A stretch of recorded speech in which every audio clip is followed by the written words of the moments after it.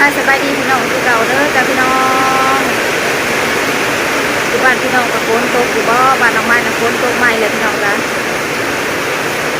ตกแห้งกันเลยรอเมื่อคึบมาบาดเดียวเลยโอดมาพี่น้องตกมาอีกแล้วมันจะตกเล่นอีกหลายมื้อจ้าพี่น้องกำลังจมว่าแดดดีใจพี่น้องดินกำลังแห้งมาซ้ำคำพี่น้องว้ายตอนแรกนะลมแห้งลมแบบฝนมาพี่น้อง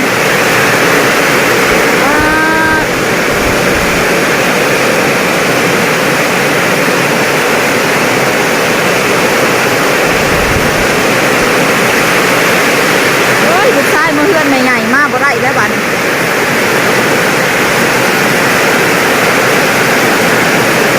ลมแห้งสั่นๆเนี่ย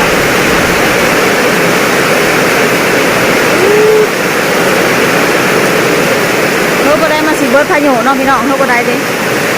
สิได้ไปมาสะดวกเนี่ยอันนี้บ่ได้ไปทางใดพี่น้องเอ้ยเพิ่นว่าสิไปมื้ออะไรพี่น้อง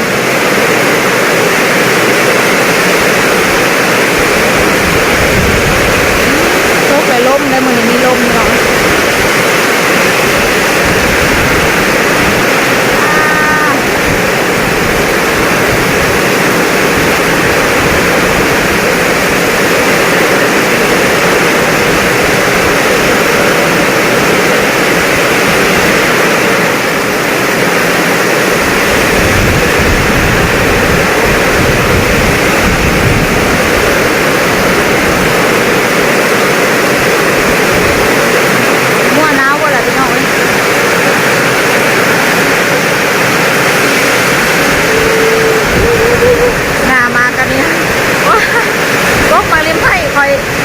ลมสิปีนไปเลยพี่น้อง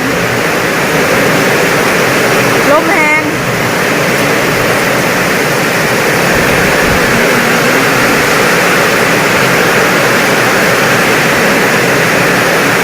แม่ป้ายไผ่พี่น้องน่วมอยู่ฝนแรงมีลมเลยหนึ่งมันใช่แต่บ่มีฝ้าแตกพี่น้องเอ้ยบ่มีฝ้าแตกผ้าเหลือบมีลมจักน้อยมีแต่ฝน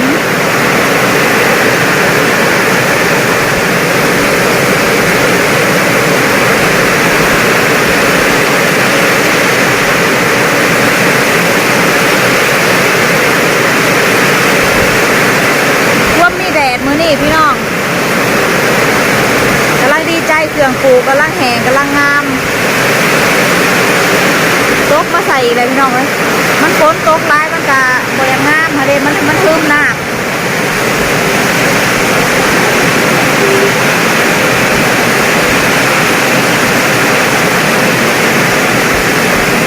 สนุกมากซ้ำขับพี่น้องโอ้ยตกมาใส่ให้เฮ็ดปัวป้าพี่น้องเลยเฮ็ดปัวกำลังออกเฮ็ดปัวกำลังออกพอดีฝนตกมาใส่ได้สิบ้านขับพี่พี่น้อง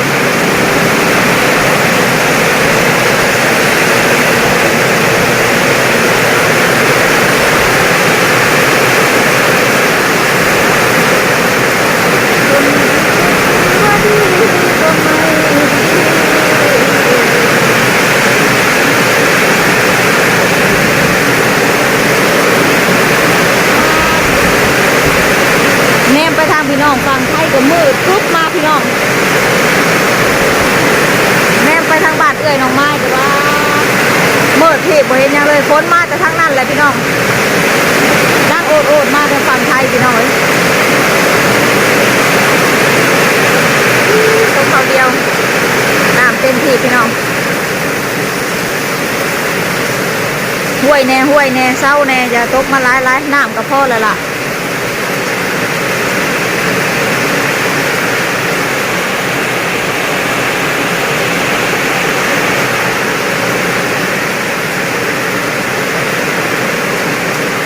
มือแรกคือสิโต๊กมาอีกเนาะพี่น้อง ไม่ใหญ่แล้วลงอยู่ตลาด แนมไปลงนังอยู่ตลาดเพราะว่าเพื่อนผมเป็นเพื่อนใหม่ตะกี้เพื่อนโบราณตะกี้เด้พี่น้องมันล้มเลยไม่ใหญ่แล้วญาติเราลงมานังอยู่ตลาด กันฝนขล้มมาแล้วลงตลาดเราได้พี่น้องเลยเราญาติเพื่อนล้างดินล้างเขากับนี่แต่ว่าเราหักบริโภคไปอยู่อัดไว้ซื่อๆพี่น้องแบบบอกคุ้นเคยเนาะแบบว่าเราบอกคุ้นเคยกับเพื่อนนะเด้พี่น้องเคยนอนแต่เพื่อนล้างใหม่ล้างเก่าล้างโบราณแบบนี้เพื่อนล้างดินกับนี่เราหักบริโภคอยู่พี่น้องเลยฝนตกลมมาแล้วคุณกานี้ลงตลาดเราได้พี่น้องจะโคบลงตลาดเราได้ไม่ใหญ่อันนี้ก็แนมไปนั่งตลาดเพื่อนกับใกล้ๆกันแนมเห็นกันนี่แหละพี่น้องแต่เราคนญาติไม่ใหญ่เราญาติล้มปลากับปลาทาบยังจืดลือซื่อพี่น้องเอ้ยได้ขี้เล่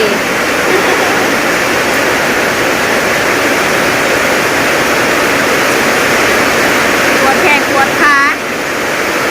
หน้ากับบริท่ายังเลยบริซ้นน้ำยังเลยพี่น้องบริซ้นน้ำหนาน้ำตาเลยไปดำหน้ามือเจ้าลูกก็ได้2 มื้อพี่น้องไปพูดปวดร้ายน้ำหนักเกินเหมือนกันน้องพี่น้อง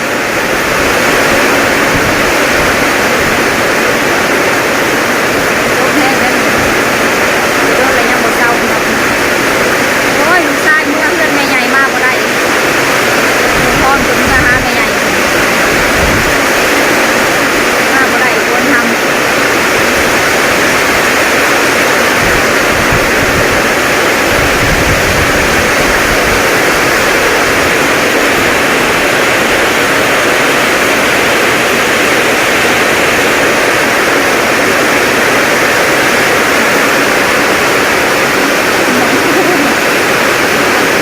ใส่โมนย่นอยู่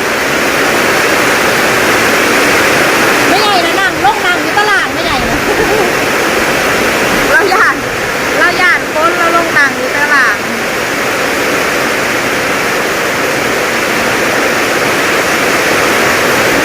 วันนี้ใส่ชุดสีแดงจ้ะพี่น้องชุดสีแดงใส่ชุดแต้มนะ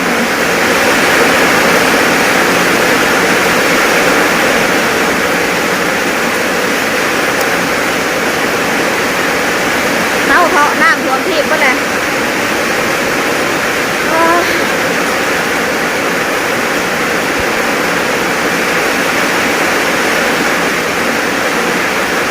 หากระดำได้พี่น้องเอ้ยเพราะว่าบริทายังบดมือ อาบน้ำมาแล้วก็นอนอย่างเดียวปวดแขนปวดขาไปก็ได้พี่น้องเลิกบริสุทธิ์ในวนน้ำแป้งบริทายังเลยปากก็จะจืดไปกลมดำนาคือสิเป็นหับดำนาตัวเองบ่ได้พี่น้องเอ้ยปวดเบิดที่มานอนติ้งพลิกขี้ก็บ่ได้บาดนี่โดนได้กินยาพี่น้องเอ้ยโอ้โหเรียนรอเกินไปก็ยังว่ากระดักกระโดดบ่ได้ดำนาจ้าเถื่อพี่น้องเอ้ยทำไมพ่อ10 ปีแล้วบ่ได้ดำนาไปดำเพราะว่าเจ็บเบิดที่เบิดแดนพี่น้องสร้างเป็น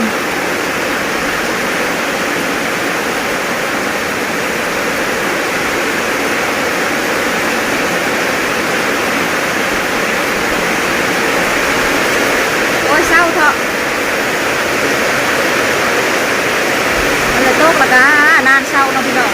มันเลยโต๊ะละกาลิ้นเลยละบาทดีบดขึ้นทีละบาทนี่นะเมื่อก็ซื้ออยู่บ้านเนี่ย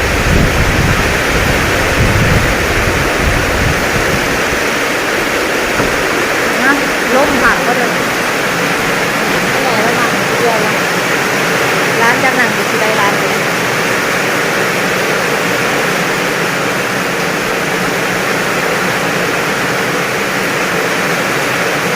โอ้ยงัวหนาวก็เลย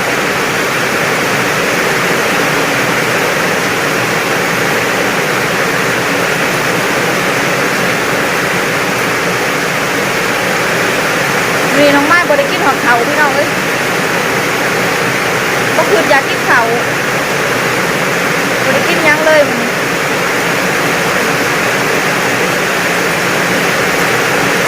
ยวต้มพัด2ห่อแล้วก็อิ่มเบิดมื้อเลยพี่น้องบ่ได้คือยานอนเราบ่ได้อยากเขาพี่น้องโอเคแล้วจ้ะพี่น้องมาเรียนน้องไม้ขอจบคลิปไปสักก่อนเด้อถ้าพอกันใหม่คลิปหน้าอีกเซนเก่าเซนเคยพี่น้องเลยกับน้องไม้